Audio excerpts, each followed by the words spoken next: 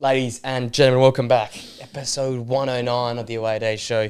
We've got a mammoth episode in this one here. We've also got a mammoth going on outside of the rooms right now. Oh, it's a bit of a madness going on at the moment. The war's reached Australia. Yeah, hopefully it doesn't affect the first hour at least. Yeah. We should hopefully be all right. We're planning here. But if we start yelling all of a sudden, you'll know why. Yeah, for those audio listeners. Yeah, the mic gets a bit closer. So there is a shit ton of stuff. Hopefully it doesn't come to that. Hopefully. We want to be back in the home environment, home cooking.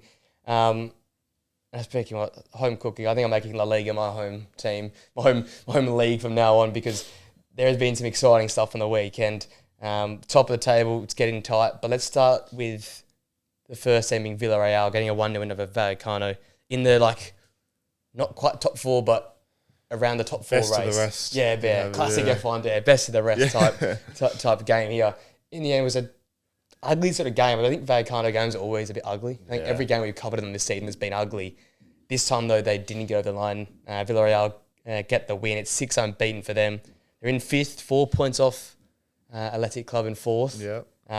But a game where I looked at 0.56 XG. They still got the win, though. Jose Perez in the end, superb goal in the 66th minute to get over the line. Are we thinking this is them marching on, or is this them just sort of staying 5th? Is this like you said, the best of the rest? Because I had them in 4th, I'm pretty sure. Yeah, I think you did. You had them as your surprise. So they've had a great season. Considering they lost to Anjuma, I thought they'd drop off quite a bit because he was on fire at the start of the season. But I think it's a genuine battle with Bilbao. And the thing is, Bilbao are pretty close to, they're only 6 points behind Barca, I think. It's always on the... It's a pretty mental title race, top 4 race we got going on at the moment. But I think they're fucking... They know how to win, the ugly games. Yeah. They win games where they just absolutely smash teams. So, mate, they're a good side. They're no pushover. If they can get top 4, it's going to be one of the craziest, I guess, achievements this season. It'll be tough. Because obviously how competitive it is. We mentioned about how they lose basically the whole team in the summer. Yeah. Danjuma, as you mentioned, as well now. They are playing with some interesting figures in the side. Jose Perez still popping up to this day. It's to this day, what can you think? I know we're joking about him in the Euros, but he wasn't really meant to be, let's be honest. But, he's just a good professional, isn't he? He gets the job done, one of those. So. And Nicolas Pepe is there, and it's such a random team. It's a team. It's a team that you'd have on paper you'd probably have 7th, 8th. Yeah. But they're so well coached. It's like Bologna. I feel in terms of just a well-run club, and this is what happens. So fair play to them. Yeah, massive. Honestly, if they can compete with Bilbao, because none of them have European football, I don't think. Bilbao have Europa. They still got Europa. And they're a bit of a sleeper in that. I feel it's a lot of talk's been about sort of Lazio, Frankfurt, United and Spurs, but Bilbao have been they've turned a corner. They've been the most consistent over the past sort of 2-3 years. They've always been so. And you're right. They have turned a corner because where were they? I think they were 9th or 8th. They struggled at the start. It's sort of gone roles reversed. Villarreal were sort of 3rd or 4th. Yeah. They've dropped out, but makes sense with all the players, the players they've got. But then if it Athletic Club sort of just come into their own again and played like they were last season, because they made the cup final last year versus Mallorca. They won that. But they were also competitive in the league until the end. So I don't know if this is them rising to their level or if Villarreal can potentially... that. I'd love to see a little battle because you've got the top 3 battle. Yeah. Little top 4 battle. And then Vallecano just do their own, which is impressive in itself. Still, hasn't gone down, so... we both have them going down, didn't we? I know, I definitely did. I don't think you did. I think you actually smashed your La Liga. I keep saying, we actually review these, and I keep saying this, next week we'll get quiet, hopefully, and we can do it. We say that, but... Something will happen in between now. Something will happen in all the leagues, to be honest, but... I think Bilbao won, 7-1? 7-1. So, they're... backed his best. We talk about Villarreal clicking into gear. Yeah. Bilbao it's not like they're slowing down. And they're keeping up with with the others. So that's the thing. It's crazy. It's like it's only 6 points when you think about it. Which in the league we've seen this season, it can disappear in 3 weeks. Like what? Barca were 7 points behind. Well, and now they're ahead on goal difference. Real Madrid at the start were a couple points behind. So this league loves the topsy-turvy. Mental. This is last year's Bundesliga. It is. So it's nuts. It's it's exciting. It's exciting. Well, we'll touch on Barca now quickly. We haven't talked about them for 2 weeks. We have to talk about them this week. 2-0 win versus Las Palmas. I'd say it wasn't quite to be for them. No big Bernie. That's the difference. I think Bernie in the back would have bagged. But this is a big game because remember in the return game they actually won at Barca. Yeah, they got that victory, and it was a very similar game where Barca dominated it. There was chance aplenty from basically everyone in the front line. Rafinha was pulling the strings. In the end, I said last week and a half, but Olmo off the bench, the best bench player in history of football. You said that. Came off the bench after 60 minutes or something? 62nd minute, whacked it in off the crossbar and in. Fantastic looking goal. Then right at the end, again, another classic of Barca, Ferran Torres, the shark off the bench to bag as well. But it was one of those ones where they could have easily slipped up. There was a few counter-attacks that Las Palmas had. And I thought, this looks very similar to that return game at the start of the season. And that was a game they dropped. So then we look at the big picture. Yeah, Real were fantastic as well, by the way, on the weekend. But these are games that we saw Barca drop middle of the season that now they're converting on and away from home. And there's players coming back. It's a big win that I don't think it can be. I know it's Las Palmas and they're not the greatest side, but like they're wins that all eventual champions just have during a season. Have to have them. Bayern have had a few of those. Liverpool have had a few of those. Like that's just a huge win, massive win. So, like what you said it perfectly. I think sort of maybe a month and a half ago, 2 months ago, that's one that they probably lose or draw. Yeah. But to win that's big. And fucking Danny Olmo, Jesus, he's been.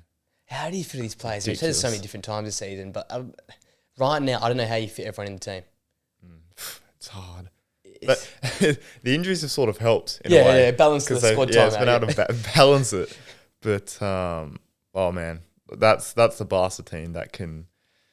I think they're favourites for the Champions League, to be honest. I would have them as favourites. Let's segue quickly then. Champions League, obviously then. Well, they got the good side of the draw. Yeah. So. And are we predicting an El Clasico final? Well, yeah. Because honestly, it's destined to be, destiny to now, isn't it? It just feels that way. Both teams are on fire at the minute. So. I'm fucking here for it, honestly. And I'm so here for the storyline of Real lose every single game versus Barca all year, get to a Champions League final, and they just bash them. Or beat them 1-0 in the 90th minute. Yeah. Through an Mbappe, fucking worldie or something. So, I can see it happening. They knock them out of the Copa. They beat them obviously twice in the league already. They beat them in the Super Cup. Yeah. What's the bet that they meet in the final? Them. Oh, yeah. Was it 9-1 in aggregate? Yeah, something like that. It was 4-0 at the Bernabeu, and then it was 5-1 in Saudi or something. Yeah. So. What's the bet they go then to bloody Champions final Munich, get there, classic Real, just... Classic Real. Dark Courtois arts. has a man of the match performance. Courtois 8 saves. Yeah. Mbappe 90. But that feels like the most likely.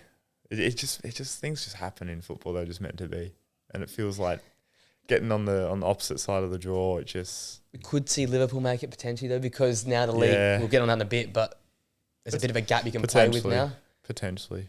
I mean, even Arsenal. Mate, they haven't actually lost to Real Madrid, I don't think, in the Champions League. They've never lost to them. Really? I think it's it's some mad thing. They've never... I think they've played them 3 times or something. They've never lost to them. So, honestly, this season and with the whole new format, it's a bit mental. So, hell, PSV. I would love that. I love that story. They've not lost at home in the Champions League. The big boys have gone there. And big boys are falling. The Italian sides are, but that's a sad side. It's coming to the good part of the season now. Atalanta out, Juve out, that's disappointing. Milan out. Yeah. It's only Inter left. All the Serie A. We're relying on Inzaghi to take us. They just flopped so hard. We've hyped them up for how long? 2 years now? Yeah. They can't let us down this badly, surely. Even Inter, I mean, fucking hell, God, I think they've got a decent run at it, so see how they go. I hope for Classico final, to be honest. Yeah, I'd love to do that. to be honest. If Liverpool don't make it, that's what I want. That's it. Yeah, next best. Yeah. That's what I want. 6 straight wins for Barca. They're in some fantastic form. You had him number 1 last week, right? Yeah, yeah. Constant power rankings when up. You had Atletico, I like that. So yeah, so basically what that means is Real Madrid are going to win the league now. I'm fine with Real and Madrid. quite comfortably. So because the curse just lives on. Happened with Almeria. It's permanent, yeah. So yeah, we could up at Almeria. They're now 8th, I think. Yeah, they've just completely bottled it ever since I brought them up. So. Like they even got mentioned on 433 how good the title race is. It's actually insane. There's like a 1 point separate, like 17. Yeah, it's fucked. Let's look at this table quickly. I think they're 7th. Oh, they're so they are 4 points off the top, but it's because they were literally near the top. They were top, I think. Oviedo and Elche leading the way, Racing in 3rd. Not that I can. And Levante as a team I recognise in 6th place. But it's heating up in La Liga too as well, I'll tell you what. No, it's mate, Spanish football at the moment. Fucking hell, it's good. Get us around it. Get me around that. I'm also going to get around our top 10 CDMs list, so I'm going to definitely get around. Oh, we're getting on to that. Straight away. I want to get from the top just because it's gone quiet as well. So, yeah, that's true. Yeah. Let's go with our top 10 CDMs list. We've said this, but finally we're getting to the exciting stuff. Yeah, I feel like this is the proper players. Defenders. Who cares about defenders? They don't win Ballon d'Ors and shit. DMs now win Ballon d'Ors. So, well, that's true. That is factually correct. DMs win Ballon d'Ors. Get us kicked off, mate. Who's your number 10? My number 10, I've gone with Casido. You have got him in. I have got him in. I know it's hella early. I think he's like, fucking just over halfway through his professional career properly. He would, I think, if it was purely based on this season, I think he'd be higher. I think he'd be looking like top 5 territory. Yeah. I think he's been that good. I think it goes to show how good he is when flicks like Gubby just get your odd 10, 15, 20 minutes here and there. Yeah. We got fucking Casto and the goat. From that first game, I think it was at Villarreal, where they just scraped a win or something. They had a bunch of injuries, and we were like, "Who the hell are these two starting?" Guys, I think it was Bernal and Castro. It was. I think It was. Mate, he's been freaking phenomenal. I regret not having him in my list. Yeah, I think I just had to get him in. He's been ridiculous this season. Raw talent, probably a top 4, top 5. Yeah, and he's played every game. He doesn't miss many games. That's a good sign for a DM as well. Availability. The first Barca youngster midfielder to not have hammies and ACL. Oh shit! I swear to God. If we've said that now and he goes and does that. Bro, fingers crossed for those young guys because we love seeing them play. All right, personal favourite number 10 for me. Robert Andrich makes the list. Yeah, he was an honourable mention. Yeah. This is probably a little bit biased. He hasn't played enough I wanted this to put season. him in. Yeah, that's the thing. But I think when he plays, I'm still on this. When he plays, he's probably a top 10. Yeah. But he doesn't play enough for me. So that's why I can't put him all the way up the leaderboard. Yeah. Again, we have to credit last season. Yeah. Well, we probably made this list just over a year ago. And did I have him in? I'm not sure. But I think we both had him in like sort of 8th, 9th, 10th around there. I just can't. I don't think he's elevated himself since then. But that's the player he is, though.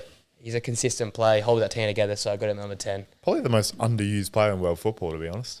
Like, he's always on the bench here and there. Ridiculous. Like, he's fucking insane. It's a joke. My number 9 is Caicedo.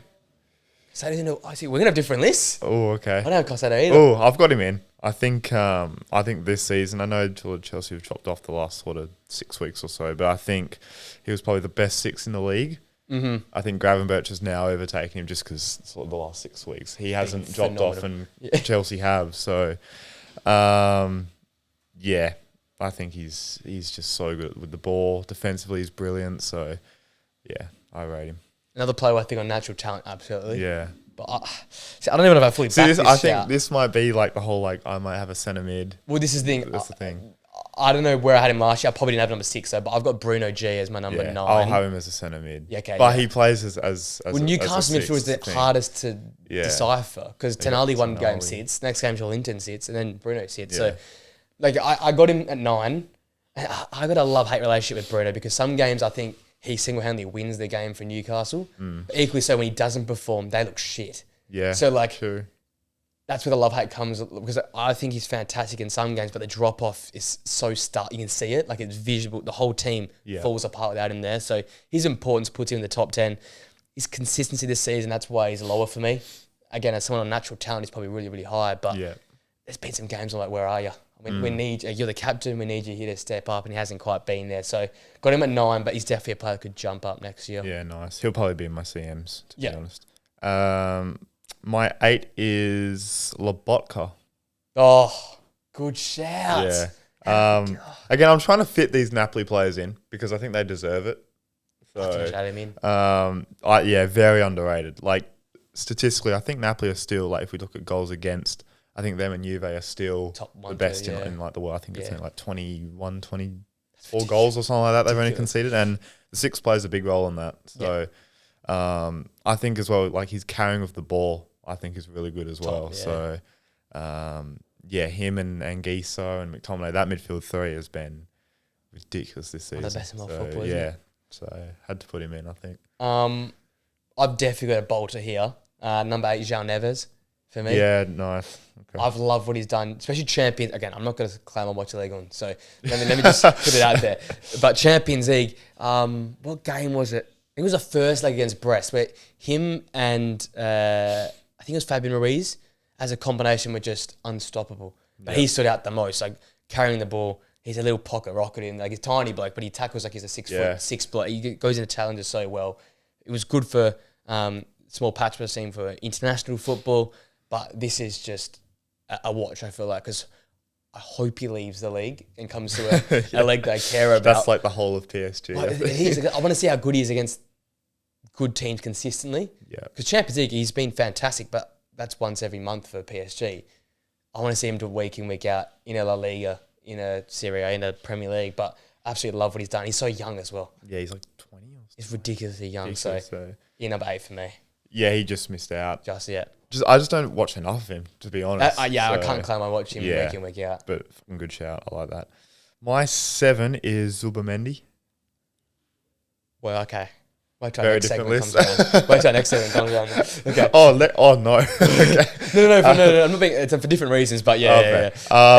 Look, he was unreal at the Euros. I think he was in the summer probably the most wanted 6 in the world. With I think Bayern. Obviously, we went for him. There's an agreement with Arsenal, which I don't know how true that is. So we'll have to wait and see. But just comfortable with the ball at his feet.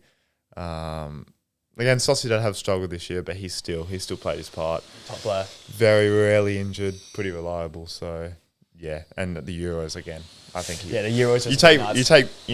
You put him in at half time and he just fucking changes. Like he improves the team, which is mental because you had Rodri. Fabian Ruiz had a good tournament, so... Yeah. So interesting. See, I don't know about this guy, but I put him as a DM. I got Hakan Çalhanoğlu at number 7. Yeah.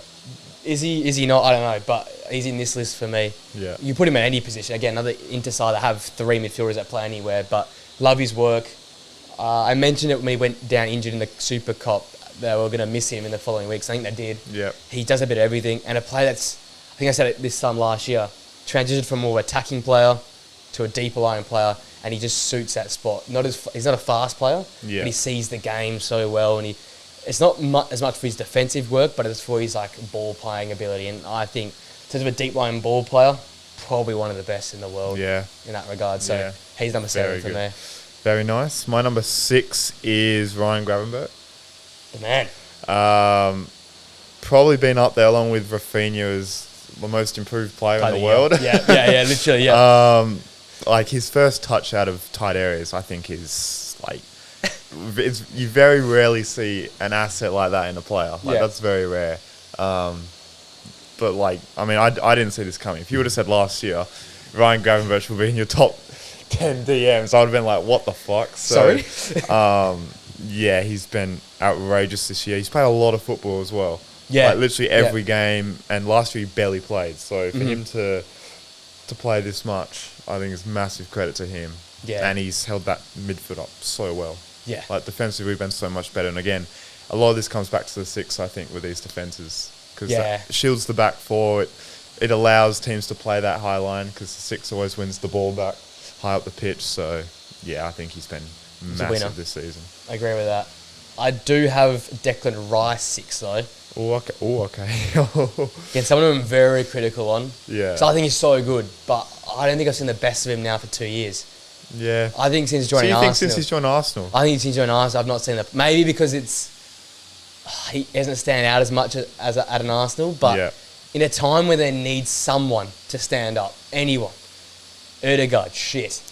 Rice, just underwhelming. Just give me something. Like at West Ham, he was the guy you turn to, backs against the wall, to get you out of a tough spot with a goal or an assist or a fucking amazing challenge. But I just don't see that at Arsenal. And maybe that's the system. Like, it's like a Man City thing with Pep and how players like Grealish go into their shell a bit to fit the system. Is that happening with Rice a bit? I don't know. I'm just not seeing that same game changer in that side anymore. And maybe that's me just being harsh. I rate him as probably the best, if not going into that Arsenal signing. I think I had him either 1 or 2. Like I had him at a Rodri at one point in time. Wow. Like I think his ball carrying, his passing is ridiculous. I think maybe I had him at 2, but I think I had a debate with Tots about maybe he's better than Rodri. And that's where I was 2 years ago. Yeah. And ever since I've been like, I sound like an idiot making that shout. So maybe it's me just having my expectations so high on him. Because there's still like, I feel like it's still, is he a 6, is he an 8? Like there's still I that think he's an question 8. I actually think he's a... Yeah, it's I don't know, it's a good one. But he's playing at 6 at Arsenal. Yeah, it's weird, isn't it? So I don't know. That's where I sit anyway. Yeah. My 5 is Calhanoglu. Yeah. Yeah, just ridiculous at Inter.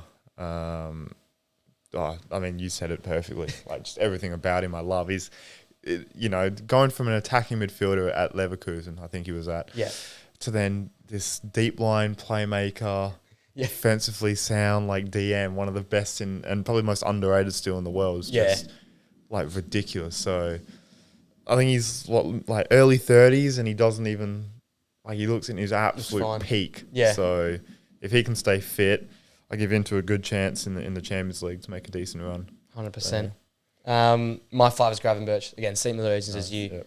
I'll add to that as well. It allows Trent and Robert to be a bit more attacking as well. Yep. I think it's underrated because it allows McAllister to do what he does best as well. Yeah. Because we take it back 12 months, McAllister was the 6. Yeah, true, yeah. If we go back 12 months ago, him and Endo. It was Endo and McAllister as like a double pivot. Now it's a single pivot and allows McAllister just a free roam.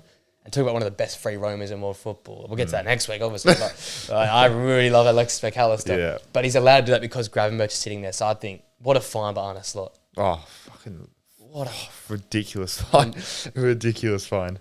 My 4 is Declan Rice. Yeah. I was sort of tossing and turning between 3 and 4, to be honest. Because I don't think 3's had the greatest of season. Yeah. But still... it's hard because I was thinking like, is he an 8? Like, was I going to have him in centre mids list? I was going to have Partey in, but no, I think he's better as a 6. I think his best work at West Ham was him as that 6 with Souček, because Souček was allowed to roam forward and get in the box for those headers. Yeah. But Rice was there breaking up play, and I think the back end of last season, I think is where we saw the best of him. I think it was him and Jorginho. I don't think Partey was 100% fit. So I think it was him and Jorginho as that sort of double pivot. And they just worked so well together. I think this season he has been underwhelming, which is why he isn't 3 for me. Yeah. But still, he's a quality footballer on his day. So I think it's just the whole of Arsenal have been underwhelming at times. It's tough to watch because I used to like watching Arsenal play. I just don't anymore. Yeah, no. It's boring. It is very boring. So sideways. It's like, oh. Yeah. We'll get to them. Yeah. We'll get to them. All right, number 4 for me is Aurelien Tchouameni. Yeah. I think you were going to get on to say it's been a bit hit and miss. Yeah. Injuries, Mbappe effect. Like everything's the Mbappe effect. A lot of shit's happened at Real, and I feel like a player like him, he needs to be a settled environment to perform. Yeah. Whereas players like Valverde and they can adjust, but I think him and Camavinga, they both struggled. They've had to move around a lot. Yeah. I think Tchouameni played centre half in 2 games this season. He's had to fill in a lot. Gets injured, calf injury. It's been a tough year. But again, when I see him on the pitch in a Champions League game, he's probably still a top 4, top 3 player. So he sits 4, but is 4.5. Like he's on the way down almost. He needs to fix it up this season. Yeah, he's my 3. Yeah. I agree with literally everything you said. Like I was going to say about, I think it's very hard for a player who's playing with so much talent around him and the squad is that good. Yeah. Like, to move from centre-back to DM. I know a DM should still be able to play centre-back, but it does take time to adjust. Yeah. So when you're moving around that much, like, he's doing a lot for the team. Yeah. And he's still putting in decent performances here and there. He has struggled at times this year, but I think that's mainly been at centre-back. I think his best performances have come at DM. So, natural position. But, I mean, it's Tchouaméni. Like, everyone knows the quality he has. So, yeah, he's still... just the fact that he's won shit as well and performed in big games is like as well. Yeah. Like that takes a toll. So yeah, I can back that. My number 3 is Granit Xhaka. I still have him on the top. Got him as a DM. I still have him as DM. Okay. I have both of them as DMs. Yeah. Xhaka will be one of the tops in my centre mids. I think we had the same thing last year. I think I had him at DM and you had him at 8 as well. Fantastic season. I think I said a few weeks ago. Probably him and Vert's the only two that probably continued the great run. Like, I'd chuck in Grimaldo. Probably the next closest, but the standard was set so high. Yeah. I think they're the only two that have kept at that elite level standard. I think they're probably A++, Grimaldo's A+, Schick's A+. Yeah. But the rest of them are sort of playing at B's, and that's fine. B's, yeah. But they were setting A++ last year, so it's like, it's so hard to rate these guys, but I still love the work he's done. Yeah. Has scored more belters this season. I think the first game of the season he scored he scored a screamer, yeah. So it's still been that sort of season for him. Can't fault him. I just love the top 2. I absolutely love the top 2. Yeah. I think we got the same. 2 is Joshua Kimmich. Yep, Joshua Kimmich too. You've been banging on about him from the start of the season. I love his work. Start of the podcast. I've wanted the guy at Liverpool ever since Klopp first joined. Like when Trent I wish, but I think he's going to re-sign. Yeah. When Trent was properly bombing on forward, I was like, this guy can play DM, knows how to cover right back. It's the perfect get, but he's just he can play right back. He's generally could be the best in the world at both right back and DM. Yeah. It's just that Rodri exists, to be honest. Yeah, literally. Yeah. You could have him the best right back in the world. Yeah. So, he's such a good footballer, I love watching I know you love it. I love it. And you know what as well? Shout out to Pavlovic as well, who was closely on my list as well, because I also love him as well. I don't know how you've got one of the best holding midfielders that can ball play and rotate. Those two are fantastic. Rodri won then. Yeah, Rodri won. Again, I kept saying the undescribable, ununderstandable. I don't know how you put it into words. It's just winning. Yeah. I've said that now for 2 years. I'll keep saying that he is winning. Yeah. You can tell City is shit. The only difference. That's why next year I think they're going to be... It's just... It doesn't matter who they lose, if De Bruyne leaves, if Bernardo Silva leaves, if Ederson leaves. It doesn't matter. They got money. They've brought in Marmoush, who I think he's been ridiculous so far. Yeah. Gonzalez has looked pretty good. I mean, Gonzalez and Rodri is a double pivot. If Foden gets back to his best, forget about it. Yeah, it's going to be ridiculous. So, I think the top 2... Not just this season, but just as footballers are clear career-wise as well. Yeah, just ridiculous winners, fucking big game players. Both Champions League winners. Yeah. Rodri, a Euros winner. Kimmich, he missed. Was he there with the World Cup? Or? I think he missed that. Yeah, I think he was just before, wasn't it? He needs to get something for that Germany side, but the way they're going, it could happen. It could happen. Verts and Musiala and stuff. So. I think though when you go to make a team, you got to start a club. Tomorrow morning, I'm picking one of those two as probably one of my first picks. Yeah. If I want to start a football club and a successful team, I'm whacking one of them on my side probably straight away. Yeah, if Rodri's taking you... I mean, Kimmich can go right back as well. Well, yeah. If you really need it. That's the versatility of Kimmich is underrated. Consistency, leadership. Yeah, leadership. I think I said last year, he just screams Philip Lahm. Yeah. He's got the exact same vibe about him where he will be there for years. How old is he? Is he 30? Well, he's not, I think he's only 20s. I don't... Is he I think he's 26. 26? I think he's... No way he's 26. He's been around for fucking ages. Surely not. Oh, no, he's 30. You're right. He is 30. Okay. I swear he's been around for 8, but I didn't realize he's that long. I know he's been around for ages. Did he not debut as an 18-year-old? Or am I just going crazy? Maybe I'm going crazy. Don't know. Maybe I made a complete different timeline there. But hey, I'm here. But still, he's one of those players. He can play till he's late 30s. So I saw a post back the other day.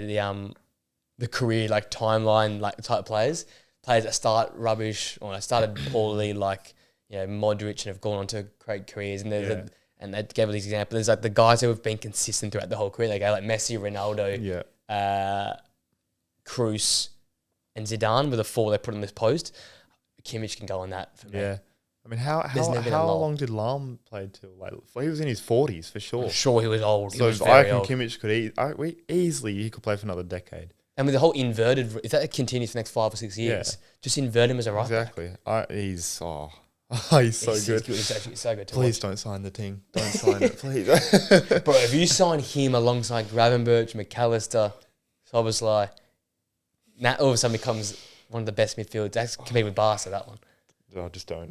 Just don't. Don't give me hope. We'll end up signing a fucking 10 million winger from fucking Lazio or something. They're probably the best player in the world, though, because that's how you guys sign bangers constantly. I was looking at Lazio. Let's go to Serie A next. Atalanta back to their best. 5-0 win versus Empoli. It's now back-to-back 5-0 wins away from home. Yep. Unbeaten in the last 5 in the league. Obviously, in between that, cup football, Champions League losses. Yeah. That's why last week I said they were in a bad rut. I looked at their league form. It's like, it's not that bad. They're back in the race. They were, I think, 3 points off the top. Yeah. They're back in They're it. 3 points off the top. Unbeaten in the last 5. 3 consecutive away wins. Scored 10 goals in the last 2 away games. This game, dominant. 14 shots, 2.5 XG. Again, they don't do it with a lot of possession either. Yeah, no. They just sort of pick their moments. They play with pace. Lookman double, despite obviously Lookman gate with the penalties. I was going to ask you about that. That's the whole Gasparini coming out and saying that. Way to fuck it for your team because he's not going to sign now. That was. I think Fabrizio already said he's leaving. Yeah, he's already confirmed he's off. Which was probably going to be the case regardless. Yeah. But as a manager, you're not helping it. Yeah, it doesn't like sort of lower what I think of Gasparini. I still think he's a top 10 manager. He's unbelievable what he's done at Atalanta. But to come out and say that, I know it can be a hit in the moment thing, but with what Lookman's done for your club, literally won you the Europa League off his own back, like it. That didn't feel nice. But is it not waking up and reading that? Serie A? True, yeah. Is it not like I can see Conte doing that? I could have seen Allegri doing that as well. Like, it's just, and then like obviously, who's the kid? Luca last week for Udinese. It was 12 minutes past the penalty. He just kicked him off the penalty, took it himself, scores the pen, got dragged. Yeah, that's mad. Like penalty gate in Serie A. Seriously, this league needs to have its own Netflix show. Mental. They got limbs. You got managers just coming out in press conferences and killing their own players, killing them during games. I don't get it, but at the same time, it's a Serie A. What can I say? Oh, it's fucking. But bro's had I'm pretty sure he's double for both assisted and goals. You think so? Yeah. He's in like a Salah type run as well, and he's going to that back. I was like, oh come on, man. Yeah. The way he plays, I think if Arsenal have to be the ones to sign him, he just looks like an Arsenal left winger. I think. But they need a striker. I agree, but I think they need a left winger as well. And I think Lookman can play off the left. Would you go like 60 on each, or just go and splash a cash like a 150 mil Isak up top if you're Arsenal? If Isak is there to get and he's going to cost you everything, I think you just do it. Yeah. But I think if you can get Lookman for like 50, 60. Another player for like 60 odd as well. And like a Sesko maybe for 6. I'm not sure on Sesko, but I think, look, anything's better than what it's Isak, like Gyökeres. I mean, how much could you get him for? Well, I'm hearing Osimhen. I don't think it's 100. I'm hearing Osimhen to United is apparently on. Yeah. So Gyökeres has to go somewhere. So Arsenal's the only place, right? Yeah. But I think Arsenal don't just need us. I mean, that left hand side, Martinelli is just Martin. He's Martin. Bro is Trossard is a good off the bench player. He's a referee. He's a referee.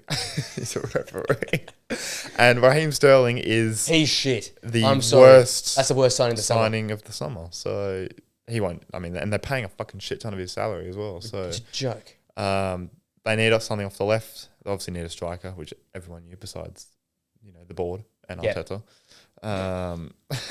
Marino, isn't it? Yeah, I mean the goal he scored against Empoli, where the step over onto your left foot, like that is. Imagine him doing that in the Prem. He'd fucking kill so many defenders doing that. So, and link up with Vertegi, man. Yeah, could they go for both? That's it. I'll answer some problems. That will answer. Could they go for both? Because Vertegi's highest leading goal scorer of the club. Not quite the league yet, I don't think. He's close though. Oh no, Thuram's missed a couple games. Yeah, no, he actually might be now dropped top. Off. I think Thuram had it, but maybe Rategi's probably got it now. I think he's top. I think he's got like 21 goals or something. If I'm not. Okay, yeah, Thuram only had like 17 or something. Yeah, so he probably got that. Yeah. So you got leading goal scorer. The leading goal contributions are definite for a fact. Yeah. That. Yeah. Just again another shame that a team to be broken up. Yeah, it is. You can't replace this. This is like Darun and they're disappointing for Darun because again he's fucking stalwart. Yeah, he's mental. Edison as well might leave. So, but they've had a great run. It was a great run. Yeah, but it was a great run. I feel like they had to do the Champions League this season. They had to push on. Yeah, that Champions League match like to lose to what Bruges, I think it was. Bruges, yeah. I know Bruges have been ridiculous. Like I think in before the Man City game, they were on some mad run. 21 unbeaten. Something unbeaten. So they're just a very good side. But for Atalanta, I thought they'd be a sneaky. I said it was a quarter-final pusher. Yeah, you did. Make it awkward for Real or something like in a quarter. Yeah. That's what I was thinking was going to happen, but... disappointment. That's underwhelming. I mean, they're still in a title race, so... What's I'm saying? That's what they've only got that to focus on. That was my follow-up. So nothing else now to focus on. They got bounced out by Bologna in the cup. Yeah. So it's literally league football. So them and Napoli are going bar for bar, basically, for league games. Napoli are a thinner squad, I think. Yep. We can lead on to that Napoli game next, but does that mean Atalanta's well and truly in it for you now? I think they should be. Would I have? You don't have to be winning it, but I'm saying, but are they going to be within a game come the final game week? I don't think it'll come down to the final game week, but I think they'll keep it going for up until like sort of 7-8 games to go, 6 games. I just think they always have that performance in them where you just like a draw or something. Like a stupid draw. To be fair, Napoli have had that in recent weeks. Same with Inter, but yeah, it just feels like there's still that outsider coming in. Don't feel like they. Yeah, I still think it's between Inter and Napoli. Yeah, but with Serie A, who knows? Who fucking knows? Como beat Napoli 2-1 to make it even more confusing. Napoli now have not won in 4 games. Yeah. It was 3 draws and a loss.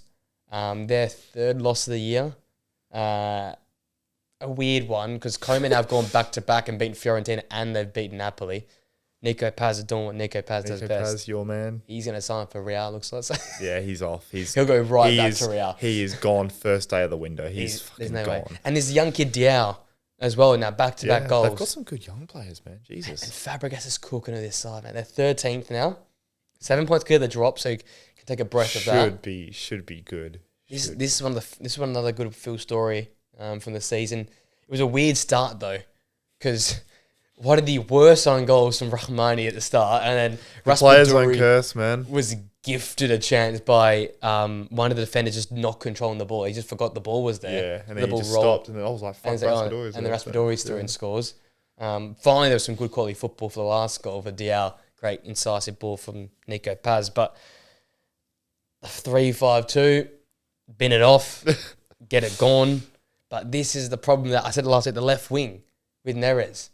Without a fit left winger, they've got no left winger. They're just going to push McTominay maybe out to the... Can't do that. That's the only player I can see sort of going out there and performing. Unless they go and push Spinazzola on as a left winger. It's not really a title winning. But then who's your left winger? They just got to stick with it with Politano, Raspadori and Lukaku. They just have to stick with it. So Neres going... I mean, looking back on it, I know I said they don't need to splash the cash for a Garnacho or a Rashford at the time because I think who they just beat? They beat Juve and they beat someone else. They had like 2... Was it Fiorentina? They had a good run. Yeah, maybe. They had like 2 really good back-to-back wins and they just lost Kvaratskhelia. But yeah, maybe they should have pushed a little harder for a Garnacho. Do you think like a Raspadori just left wing? He's been doing all right. He's been the one scoring their goals, to be honest. True. He plays a striker. That's the thing. Yeah. I think they need to go back and just play Raspadori on the left, I think. I think the shapes is all off. Yeah, that's the problem. The shapes off. They're conceding goals now, yeah. which they didn't for like that big middle chunk Massive of the chunk, section. yeah. But yeah, the player's own curse lives on. Philip Billing starts his first game Oh, what a and game. they lose. And I had Rahmani 10 and he does that. So Fuck's sake. Even McTominay had quite a game. Hell of a finish, but yeah, like back of the net, mate. Yeah. Finally, onion. They panned to Conte straight away, and he was fucking. He could have punched someone. He would have killed someone, I reckon. But then Raspadori scores, and it's all good. They go mental. So. Oh, and by the full time, Fabregas did not want to shake hands. He fucking ran straight on the pitch. He was pumped. Yeah. When they had that dip, I really thought. I think you brought up the question. They might sack him. Yeah. I'm glad they didn't. I'm really glad they didn't because so many teams would. Well, they got they had a 44% possession in this game versus Napoli. That's pretty impressive. Yeah. Only conceded 2 big chances to a Napoli side. There's a few ways. So one, the left winger, but then also the Lukaku. Yeah, who's doing it. He does it every year. He starts incredible in the league, just goes quiet. Turns into Lukaku. And then comes to the end of the season and probably bags 3 or 4 and then gets his next move. Yeah. It's like, can you find us just a goal every second game for this sort of period here? Because if it's not McTominay or Raspadori, who's going to score the goal? Yeah, that's a good question. Even Zambo and Gisa, I think he needs to pop up with a few more goals here and there. He got rested for Billing in this game. Yeah. That was the move. Yeah. I was like, don't know about that. Not sure why that. Away against Como, you just can't. I know they have a tough run. It was Como, and then they've got like some shit really tough teams. So, I think we said last week, the next sort of 6 weeks, 5 weeks, however long it is, we'll sum it up. So to lose to Como, which was on paper their easiest game, when is Nero's back as well? I don't know what the injury was. I have to find out what it is. So Inter, Fiorentina, Venezia, Milan, Bologna. We got Venezia in there. That's your break. And then the end of the year is easier. But I'm worried that Inter might find their groove. If they get the win on the weekend against Napoli, then that's a 6-pointer, right? That gap now becomes 3 points and some goal difference. And then they get that momentum and they just drive them on to the end of the year. Yeah. And if Inter have gone through their tough patch, and this is them coming out of it. They've just had a big win in the Coppa Italia as well. Coppa Italia win as well. And a wonder win with Lautaro scoring on the weekend in the league. Yeah. I thought he was going to actually go on in the crowd. Do you see how fucking... Bro was loving it. Hey, but he needed that goal. He needed that. I live by the fact that Inter only play as well as Lautaro can take him. And if Lautaro is scoring goals again, it's a wrap. It's probably a wrap. It's a wrap. Yeah. And that's what I'm like, oh, okay. Don't give up. We kept saying, they haven't had that slip up yet. They're playing well Napoli, but this slip up's now becoming a month worth of slipping up. You can't be that long. And all it's taken is one injury to not a role player. You wouldn't even have as a top 5 most important player to lose. It's a role player. Yeah. He's been fucking phenomenal this year off the bench. Yeah, and starting some games, but I mean, it's a big worry. It's a worry. Who they got? Was it Fiorentina they have next? So it's Inter then Fiorentina. So I'm saying this weekend. Inter. Oh my God. Talk about momentum. One's coming Inter have all the flying. momentum. Yeah, they haven't conceded in their last few games as well. They've been pretty good. So, I mean, in the Coppa Italia, they were second best for a lot of that game against Lazio. It took an Arnautovic fucking screamer, crazy goal to get through, and then I don't even remember the second goal they scored. Was it Kalinoglu? Was it Kalinoglu? No, penalty. Yeah, I thought. I think it was Correa got fouled in the box. So they were second best, but they're not conceding. Yeah. So. And I get the lineup. And when Marko Arnautovic is scoring goals like that, look at the side, man. Fratesi, Aslani, Zielinski, DeMarco, Taremi, Arnautovic, Darmian, Pavard, De Vrij, Bisek, Martinez in goal. Yeah, they rested. He had a good game. I saw some of the saves. But yeah, Barella, Bastoni, Lautaro, Serbi, Mkhitaryan, so they all rested. Dumfries, Correa on the Plus, bench. Napoli have had to go along with decent length of Como. So yeah, the league changes week in week out. You think Inter had their prediction for that, run. mate? We got to have a prediction for that game. Inter Napoli. I'm gonna go with Inter 1-0 win. Ooh. I think a very similar story. I think Lautaro scores a very late goal. I'm going to go so boring. This has 1-1 written all over it. I'm sorry. It's got 1-1 written all over it for me. Napoli score first and they just park the bus? Or Inter No, score I think first Inter score first. and plug the boss. And then Napoli with, I think McTominay scores. And I'll McTominay go worldy. I'll go with Barella. Scores That's so. such a... I think Barella's due a goal. He's had some fucking screams that have hit the bar. Or Dumfries post is lately. due a goal. Dumfries, yeah, he is actually. He's so due a goal. Actually, 2-2. 2-2. Give us a McTominay double and a Dumfries and Dumfries and Barella. Barella, yeah, there we go. That's a massive game. Massive. That's, if Inter win. Wrap. They've got Champions League though. Yeah, I wouldn't say wrap, but it's because momentum's it doing looks this right more now. and more. Right, more and more confident in Inter. And meeting. And Napoli still have a tough run after Inter. It's not like they got Inter and then they have a bunch of teams Fiorentina at the after that who bottom. need to bounce back. Yeah, Fiorentina. Even Atalanta. If a team is going to drop points this week ahead of them, so they have a chance to go second. Can you imagine Atalanta end the week on top? They could end up on top, yeah. I think. Because I'm pretty sure their goal If it's is a better draw, than Napoli. yeah. How many points are they behind Inter? No, they're 3 behind. 3. So it's going to have to be a... So they could still be second, like a point behind Inter. That's the best result they could have. So, yeah. If Inter win though, that'd be big. That'd be fucking huge. Yeah, they've got a 14 that's a game goal difference. I'm gonna have to watch. Gotta keep an eye on that one there. Watch that, And then quickly as well, Parma, massive win for them. They get off the relegation. A 2-0 win versus Bologna. Yep. A game that Bologna dominated the ball and stuff. It just didn't create a hell of a lot. 26% possession and 4 shots was enough for them to go over the line 2-0. Big win for Parma that they get out of the bottom. I like them as a team. We've watched a fair chunk of their games and hope they survive. they're nice to watch. And a lot of players you feel like will go though, especially the stars. If they stay up, even if they go, I think go all star. I think Dennis Mann will be one. Yeah, I think teams he's will look a superstar. I think. Yeah, a lot of good young players on that side as well that are got a lot of potential. They got an Aussie in there, in the centre half. Chakati, I think. I think he might have had a contract extension till 2029, if I'm not wrong. There we go. Aussies abroad. Yeah, good on him. Aussie ball. Good on the Aussies. We need something. Cause tell you what. Yeah, no, Jesus. Racing. Come on. Let's forget about it. We got a World Cup to call. Yeah, we got a World Cup to get to. Let's go next to our overrated 11s. I really struggle with this, man. This just feels mean, but yeah. I tell you what, I made some big calls in this week. Really, like some big calls, big names in this list. I don't know how it's gonna sit. I really struggle with this. I'm not gonna. I feel uncomfortable making these teams, but because there's people have so many different definitions for an overrated player, and that's why I think a few of these ones I need to explain them. Yeah, I need to actually dive into them. No, that's fair enough. I'll start with my goalkeeper. I've got Donnarumma in goal. I do as well. This is 17-year-old tax. He came into the scene as such a young superstar. He had such a good Euros. Yeah. No, the previous one where they and then didn't have that great of a Euros Italy. He wasn't that influential. Plays for PSG. It's one of those where I just I expected this guy to be like Buffon level, and that's harsh in a way because Buffon's one of the best keepers we've ever seen. But to be honest, I couldn't think of any other keeper besides him.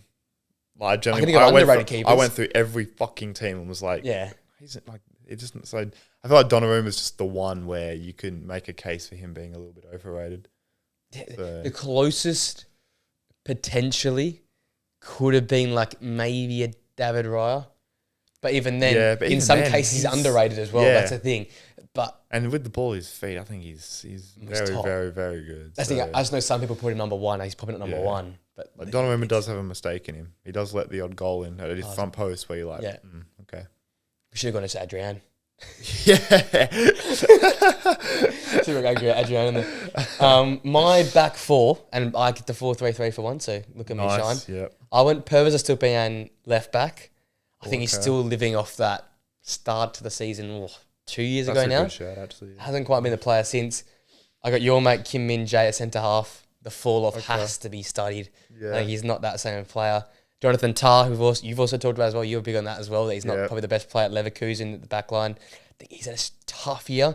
And then my personal vendetta against Rico Lewis. I think he's so overrated. I knew you'd have him in. He was the second player put in this side. He's shit. I knew you'd have him in. So he's my right back. That's a decent back four. I'll tell you what, as I'm saying, and that's a theme to come. Really? I've got a top. This team could. I agree with that back four, to be honest. So my back four, I've got Pedro Porro right back, touching on last week. I know you rate him highly. I know a lot of others do. I just don't rate him as highly as others do. Yeah. I think there's a lot of weaknesses in his game. I think Jed Spence should be the one actually starting there, to be honest. He's been really, really good lately. I've got another Spurs player. I've got Romero at centre-back. This is becoming more and more This sounds more popular of an opinion that he's It's getting to the point where he's not over. Like, people just like, oh, he's you know. But where I come from, people put him in the Van Dijk, Saliba, Konate, Gabriel category. That's the thing, right? But I don't. I'd have him in the De Ligt, the Van de Ven, that kind of category where they're not that level, but people still put him there. Yeah, but it went from him being hipster to make him a top centre-back now to being, overrated. So I was like 50-50 over that. But I rate that shout. Yeah. I think it's a good shout. I've also got Tar. Yeah. Probably best fact that obviously Bayern want him, and it's like... That's your shout. I think they could get better. Yeah. And left back, I've got Taylor Hernandez. I was close to having him, but I still reckon he's probably the best players in their side. He is, but people still have him over DeMarco and stuff. Yeah, which is ridiculous. Which is absurd, I think. So I did have him in my list. I did take him out. Yeah. he's still fucking phenomenal. So this is the thing. This is hard with overrated. Okay, here's the shocks that come. I feel like this midfield three is ridiculous. I've gone Zubimendi. Okay. For the reason, he hasn't been bad this year, but with how the money that's been thrown around his name and the links he had, he hasn't performed to that level yet. Fair enough. I think. No, that's fair enough. Again, Euros probably takes away from that point. The guy does like ambition, so. But for that reason, and the fact that everyone in the world felt like they were chasing him for a minute there, I've got him as overrated. I've got Frankie de Jong as well. Yeah, I've got him. I do have him. Because I don't think he's in their best midfield three right now. I forgot about him. I know he's been injured, but you look at their midfield and it's like... I don't think he's there. How does he get in? Pedri, Gavi, Firmine, Casido. And Firmine's having a rough spell, but I probably still have him above de Jong. He's got a lot of credit in the bank. So I just think that considering where he was when they won the league title and the importance he was when he was fit the year following. We're talking like that level. Yeah. Like, he's just not... Like, I'm thinking that year they were really, really shit post the title. Like, we played them in the Europa League in that crazy round of 32, whatever game there was. Yeah. But I remember he came back for that game, and I remember the Barca fans in the reaction be like, thank God that we've got de Jong back, and it's not quite the same anymore. Yeah. So I think the injury probably caught up to him, but I put him as overrated. And this hurts me. Like, this like, I had to pull the heartstrings here. Xavi Simons, for me, is in the overrated team at number 10. He has not performed at all this season. Yeah. And it hurts me because I love that guy. So we've actually got two of the same, So I've got Frankie de Jong. Yeah. I still love him as a footballer. Yeah. As a footballer, he's phenomenal, but he just...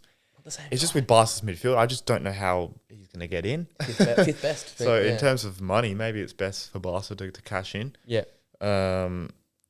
I've got Simmons as well. I had him as a potential Bundesliga player of the year this year, and he just hasn't kicked on. No. Is it fatigue from the Euros? A bit like Foden this year. I don't know, but he has been disappointed. Is it the injury? Yeah, maybe I don't lingering. know, but even at the start, he wasn't great. No. And I've also got Lucas Paqueta in there. Oh, that's a good shout. I think he should be similar to what Cunha's doing at Wolves at the moment. Yeah. In terms of the level of player. People say he's like quality is fantastic, but I can name 5 players at West Ham this year that have been better than him. I think Wan-Bissaka's been better than him. Yep. Somerville and Kudus, Bowen, and I'd have Souček. Yeah. I think it's been better. So yeah. And with the money as well, that was splashed out for him with Man City, looking at like 100 mil. I think he's a little bit overrated in terms of what he brings, in terms of his work rate. I think when you go up against West Ham, it's not, if Paqueta's on it, it's if Kudus is on it, if Bowen's on it, then we got to worry. Not really Paqueta. So good shout. Analysis as well, I like it, yeah. He does get targeted as well, gee. Yeah. Defensively, he's useless. Yeah. Okay, this brings me to my front three. This is where I struggled. I whacked mine in pretty quick. I'll be honest with you, I whacked them in really quickly. Number one, another personal hatred, Rafa Leao's on the left. Yeah, he's shit. Yeah. Sane's on the right. He's also shit. If he signs for us, I might end myself. I'm done. If we sign Leroy Sané, so brutal. I love at the start. You were like, I feel bad. Like, this is hard. Oh no, the team I feel bad for. I'm going to Zubimendi and De Jong in, but these guys, they're rubbish. True. And then to finish off at front, I think Sesko is so overrated. Yeah. I think he's the third best Leipzig striker, and Silva's on loan at Werder Bremen. Like, True. I think I'd have Silva and I'd have Openda over Sesko. Yeah. Yes, the hype at the end of the last season. He was fantastic back in the last season, but the money that's thrown against it, 70 mil. Sorry? Yeah. Like, no, I might go that far. But Højlund was up similar sort of money. And what is the difference in the two of those right now? He has a moment. True, yeah. He had this belting goal we saw, a month ago. They won like 5-1 or something. But maybe it's a culmination of Simmons and Sesko both struggling. But I think they've both been really subs this year. Sane, I think he's taken away Elise. So again, I hate him for that. Give me more Elise football, man. Every match he's man of the match on SofaScore, by the way. And I take everything as gospel from SofaScores, but he continues to rotate Elise and Sane in games. And I'm like, just get rid of him. Mate, we almost had the same front three. Really? So I had Leao. Yeah. He's shit. I had Sane off the right. Although with Sane, I loved him off the left. Against Frankfurt. I thought that was the best he's looked in a long time. Missed a sitter. He did. That's just Leroy Sane, though, isn't it? He just loves missing the occasional sitter. Yeah. And I did have Sesko, but I have changed it to Vlahovic. In a different system, I think he could easily be a top 10 striker in the world. But in saying that, Juve's best performance against Inter came when he wasn't there. Yeah, that's a good point. And I also think at times he does love a red card. He does lose his head a bit. So I think this whole notion that, they're better with Vlahovic. Their best performance came without him against the best side in the league and one of the best in Europe. So Colomboani's cooking as well. Yeah, Colomboani's cooking. So I think if Juve could it's catch a big call, but it's probably turning out. I think it was aged well. Yeah. In a different system, different team, it could easily be a top 10 striker. We saw what he did last year. Yeah, but again, last year he got sent off a lot. Yeah.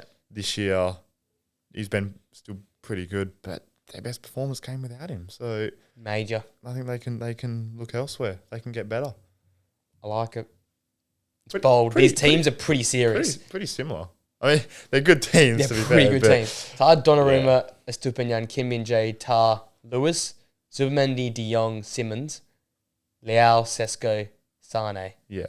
Donnarumma, Porro, Romero, Tar, Teo Hernandez, De Jong, Simmons, Paqueta, Sane, Vlahovic, Leao. It's only like 3 or 4 changes there. Yeah. That is quite interesting. We had very, very similar. The list, top 10 list might have been different, but back to our best. I had my boy Julian Brandt in there, but I was like, no, I can't. He wasn't even rated in the first place. Never rated in the first place. He's just shit. So he can be the substitute then for this. Yeah. I was trying to get Borussia Dortmund players in there, but they're all just manager. Who do you reckon is the most overrated manager in the world? Mikel Arteta. You have to think about it. I can just tell you, just bang off the dome like that. I thought my hatred for Mikel Arteta's gone too far, but still, he's won nothing. He's won one trophy. Who rates him? Arsenal fans?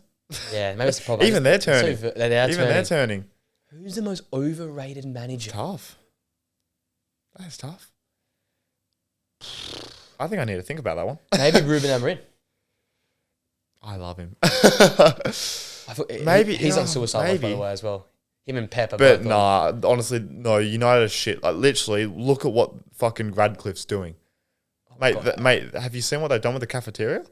You get an apple now. An apple slinky. You get more. Poor Bobby that's watching the kids. An apple slinky and like a chocolate muffin. That's what you used to get as a kid in primary school. That's actually what these players are getting. You get buddy more than homeless shelter, mate. Like ridiculous. Like it's actually like worrying that they like that's how low it is. You're cutting food. It's getting to like a dangerous point.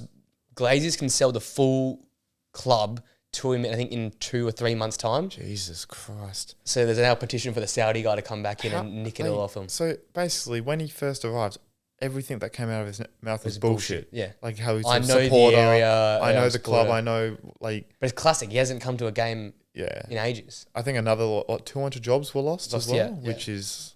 Someone put it well as well. If you stop paying Mason Mount, you can avoid all of this. Mason Mount's on £13 million, I think, a year.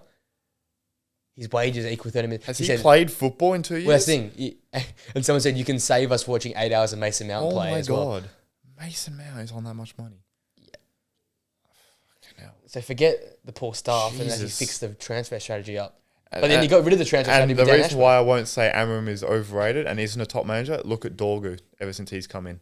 He's been the best player. What a player. He's been fucking brilliant and he's 20. I did give up the live stream at half time. I had a rage quit at half time on the live stream. But the first half, Bruno and him on the left. Good. Whoa, what a connection.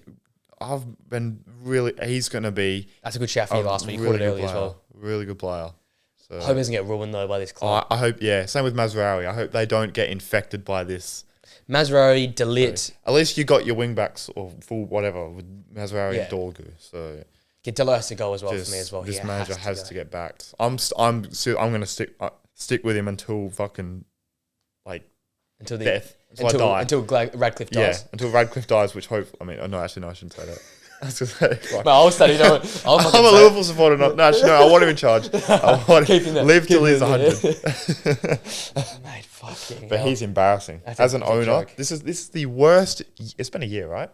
Yeah, it's been probably just about a year. It's been the worst year that an owner has had in charge of a football club that I can remember. Says he backs Ten Hag, then going to sack him after the FA Cup final, then keeps him, then sacks him, then cuts staff, then cuts charity, then cuts the players fund. Like, what's going on with the stadium as well? The stadium, nothing under there. They've sent the girls to some off-site. Did you see? He didn't know the captain.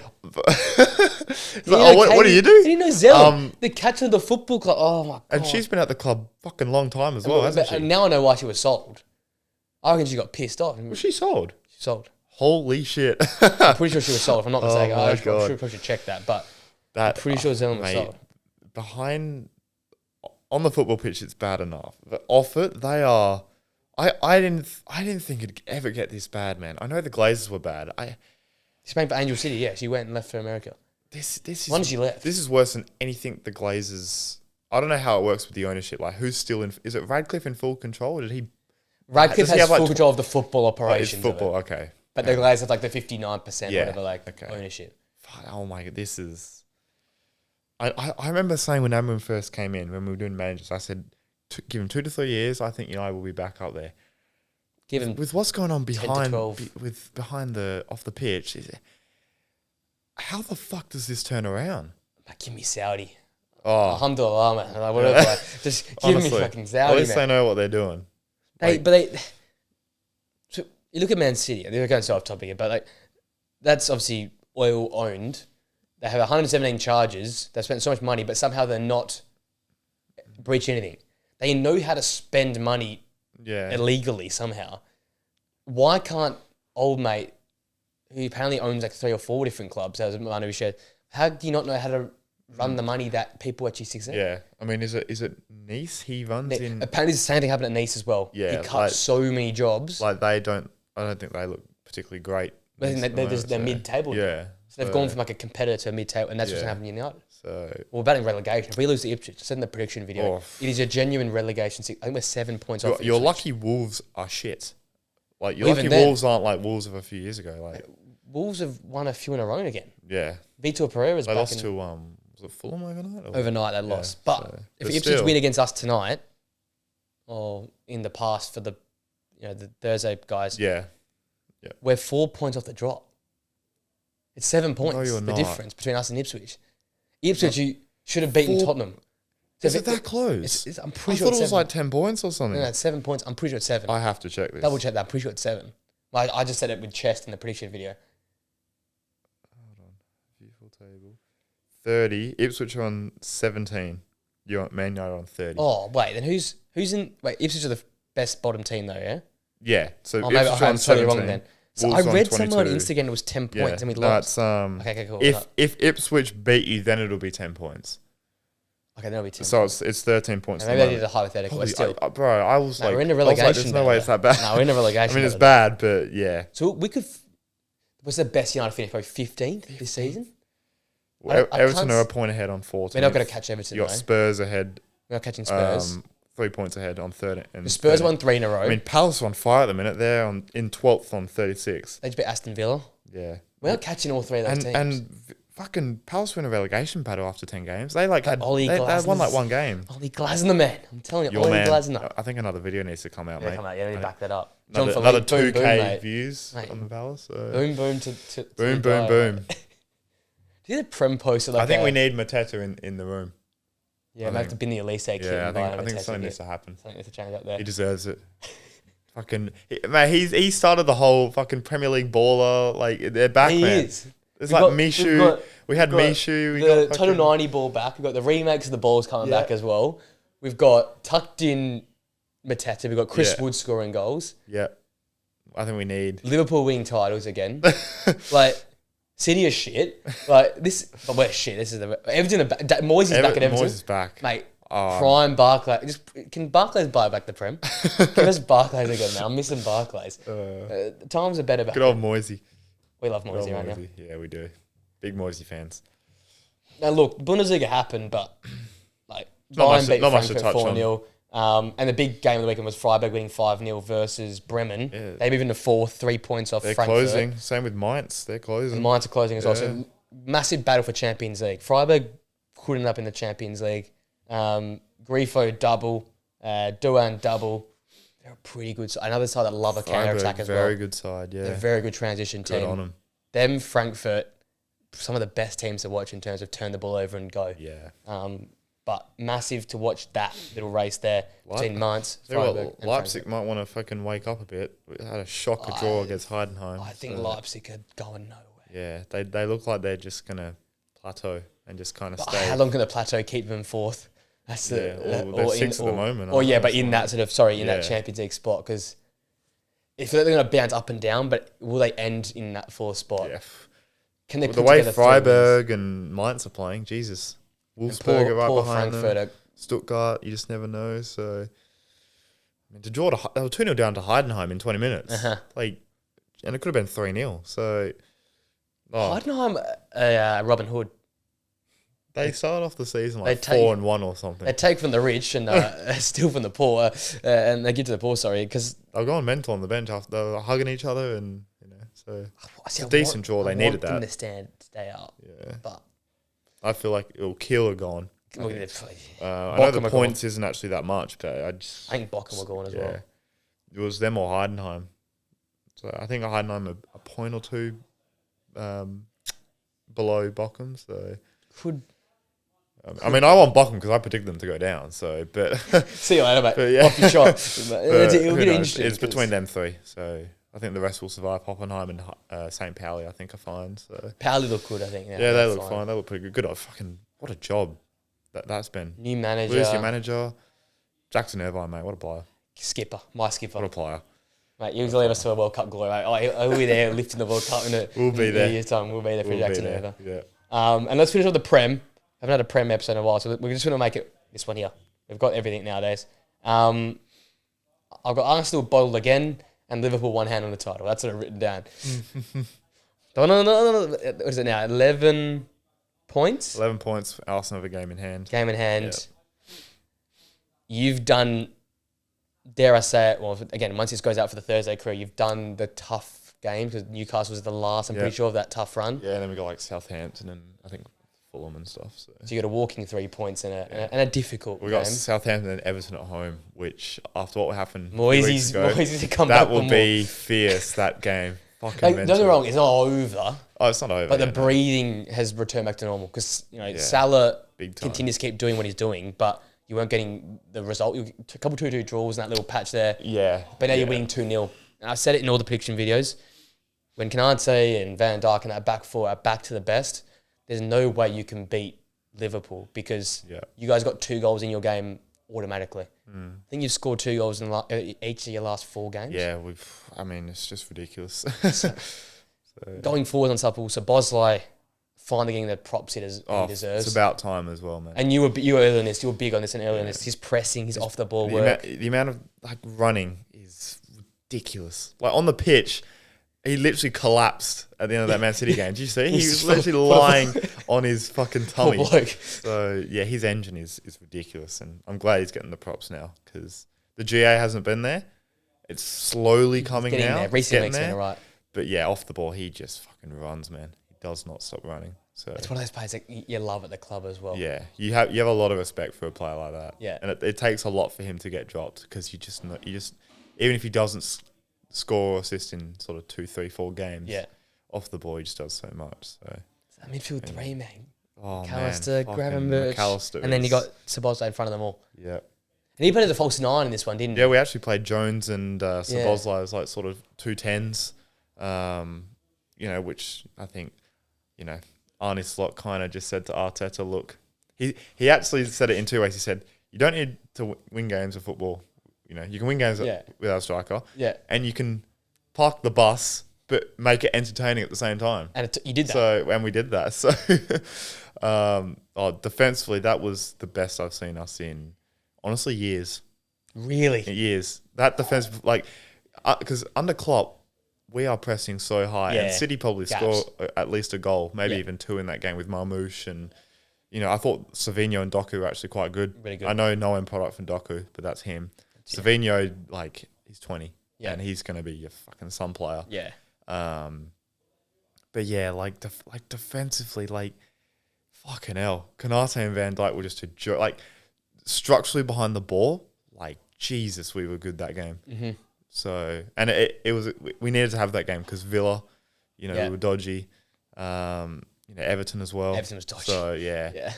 I know they're games that we should have won. The whole Nunes thing at Villa. Jesus Christ, don't get me started on that miss. The whole Everton thing with the last minute goal and stuff. Defensively we have been shaky, but that was the performance that you go, yeah. If Konate stays fit, that's the thing, man. Well, the thing you've got Konate has to stay fit. 12 games to go now. If he's fit for 8 of them, yeah, you're laughing. Yeah. We got 7 games at home. There you go. So you haven't lost there. One loss there. If we beat Newcastle, when will this tomorrow? If we beat them tomorrow morning and Arsenal don't beat, if Arsenal lose to Forest and we beat Newcastle, I think it's done. Are you doing the? I will come on here next week. 3. I will come on here next week and pronounce. The opening will be Premier League. Should I get a blow up Premier League? It'll be done, but there's still a long way to go. But building on that Liverpool thing before we touch on the other 2 teams, does that help with Champions League? Because I know Carragher came out and said that in the Champions League broadcast, you're going to focus on Prem, which makes sense. I'd agree with that. But if you're 14 ahead, can you just back burner that and Kwanzaa can play, Premier League and stuff like that?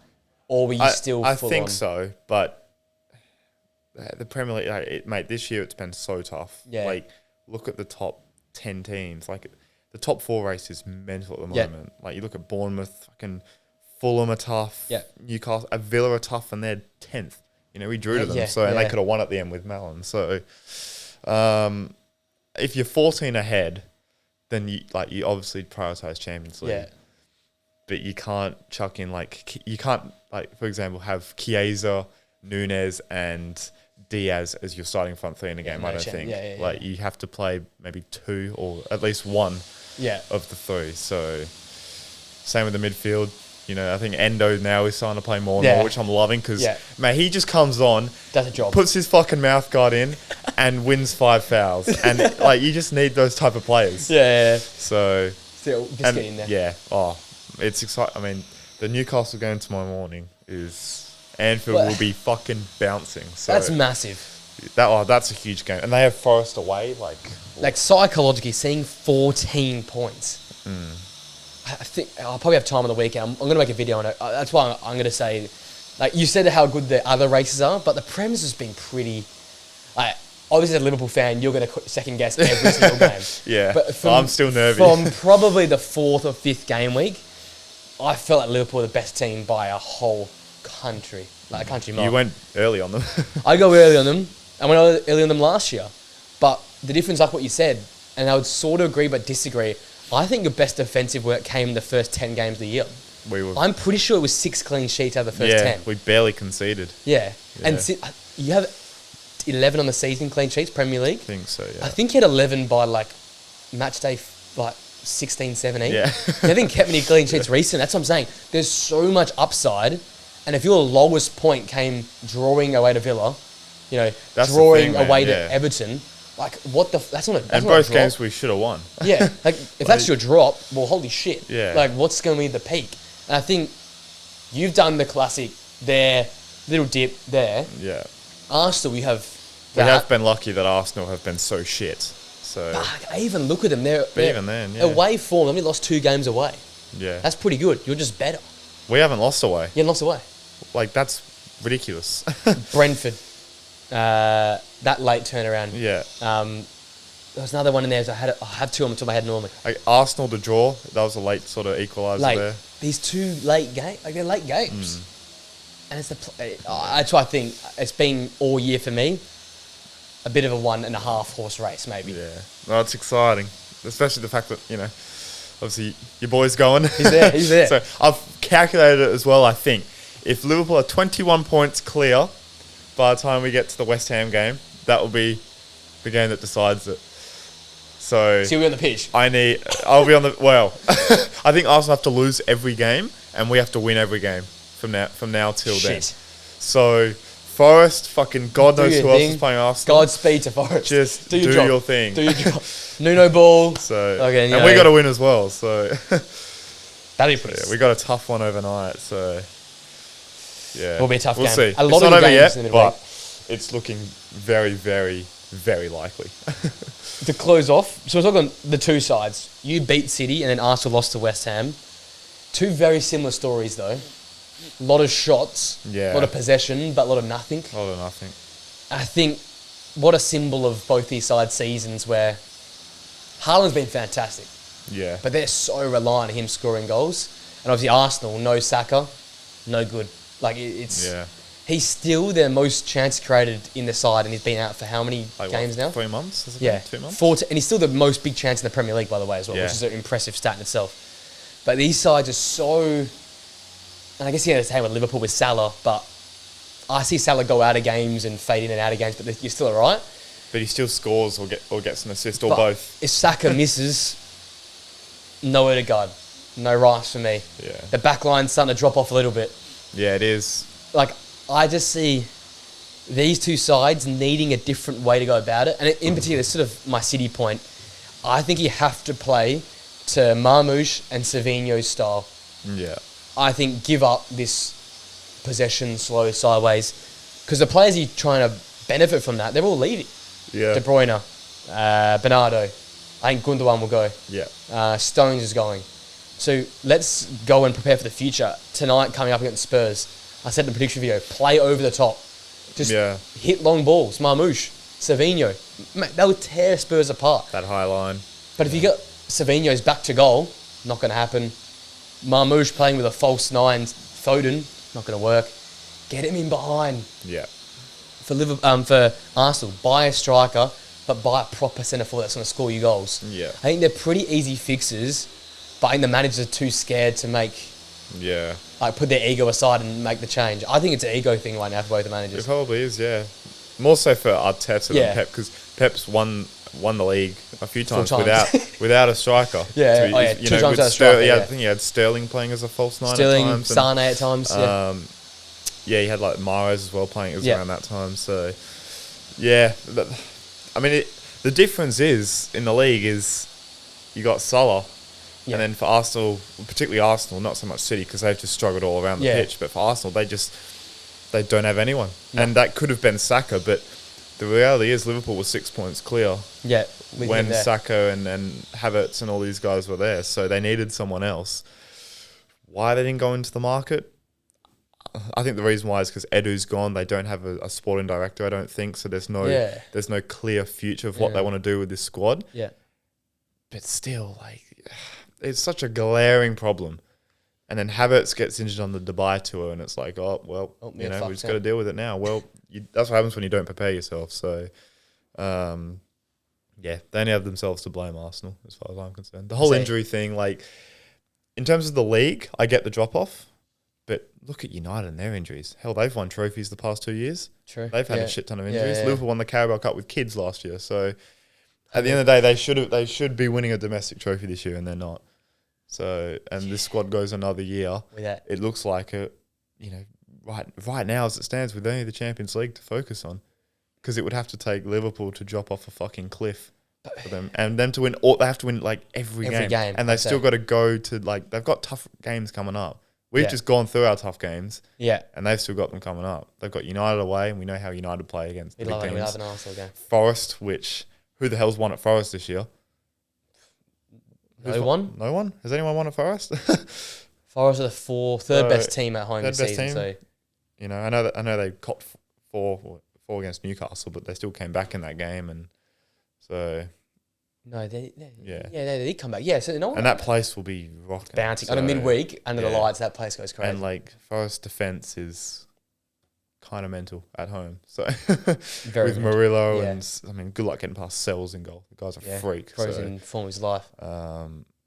It's big games overnight. Like if Liverpool were to drop points and Arsenal win, that helps psychologically because they'll still have a game in hand. Yeah, so they could trim it to I don't even know. Back down to 5. Back down to 11. If we draw, it'd be so 9. So they could get it down to 6 points realistically. Yeah. So if we lose, then they could get it down to 5. So I mean, it's still to play for, but they've got to score goals, and they just you can't win without scoring goals. I mean, how many shots was it against West Ham? Like 2 on target, I think it was, something like that. Nothing was challenging. Yeah, the one save I think was Ariel saved it with his foot. Trossard cutting inside, I think it was. Yeah, towards the near post. Even that, I think me and you would save that. Yeah, so, it's I don't know what Arsenal do for the rest of the year. I really don't. I mean, who are they going to play at striker? I mean, Marino's going to have to start there, you'd imagine. Well, Sterling needs to pull up his big boy pants and play up top, and do what he did at Man City. Yeah. I think he's that shit. I just don't think they're going to do it. But he was supposed to come in just to fill holes. Yep. And this is a gaping hole, so try and fill it. Yeah, they've got to try something. They have to because Marino's more of an 8. He's even more of a 6 than he is a number 9. He's not even a 10. Yeah. And now he's just being thrown at striker. So because he whacked a few in. And if what they did against Leicester was whipping balls into the box, and they were great balls in, and they were great headers, and I think it was a volley. West Ham, he did that, Kilman, and they just clean that up because that's what they do. They played a competent Forest, you whipping balls against Forest, are you serious? Like with Murillo and... We could concede because you see numbers forward, the counter-attack, Alanga and Hudson-Odoi, good night. Yeah, they're going to have to change how they go forward because it's not working. It's not going to work with who they got. So, Odegaard needs to step up. He's been really disappointing. I know the injury might have come back to haunt him a bit, but still, he's just like, where's the whole, it's a throw and he's up in the crowd. Where's all that? Keep the same energy. When your team's struggling. Looks beaten. He does. He looks, they all do. Rice does. They look gone. Even Rice, you just allow Bowen just to run straight past you. And who was on Wan-Bissaka? Like Calafiori who just kind of let him. I know he's not known for it, but he put a ball into the box literally a few minutes earlier than that on the break. Yeah. And I'm like, that's a bit of a worrying sign. The next time Calafiori just stands off him, it's a great ball in. Allows Bowen to just have a free run on it. Yeah. It's and the red cards as well are becoming an issue. I know some of them have been bullshit. The first Lewis Skelly one was bullshit. But this one, I can't believe people are still saying, "Oh, it's not a red card." Like, it's just they have a. You gotta mature. Yeah, they have a maturity problem. Mm-hmm. So that needs fixing. To 17-year-olds as well. Yeah, that needs. Yeah. 1 year in, they've Lewis been Skelly, good. the only players that are doing so. Yeah, no Lewis Skelly against Forest. So fucking hell. Good night. Well, Zinchenko's gonna have to play left back. So. Versus Hudson or Anthony Alanga. Maybe Zinchenko goes further forward, left wing. I need something. To. I don't know. Survive this season. That's that then. Massive episode done. Every league covered. Every league. Or the major leagues. Fuck league or not. The league and no championship. Same. Oh, Leeds had a fucking big win. Leeds had a huge win, and Luton lost again versus Watford. I think they're good. So Luton are gone. They drew with Plymouth as well. A 98.2% chance of relegation according to Opta. So that this morning. Luton. Yeah. So they are basically. So they've done the back to back. They've done a Sunderland. Sunderland did that. Sunderland did that a few years ago. Yeah.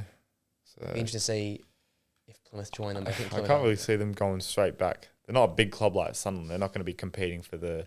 Could they go down again? So it's quite sad. Could they go a League 2 jobby? It's so sad, man. And all the players are going to leave. Yeah. I said all those names last week. There's some serious names there. They're all going to go. Yeah, but that's on paper. On the pitch, they're true. Shit. They're just. It'd be tough being a Luton player. Like The fans are saying going home late at night from training, like just, fucking hell. A year ago, I was at Anfield. I was at the Emirates competing against these sides. Now I'm drawing to Plymouth, and they had like fucking 20 shots against Plymouth. Just couldn't find back. Plymouth had I think 2, and they score. So and with that team though, that's fighting. Someone actually said, and I saw it in one of the comments of the one of those like bottom tier page on Instagram.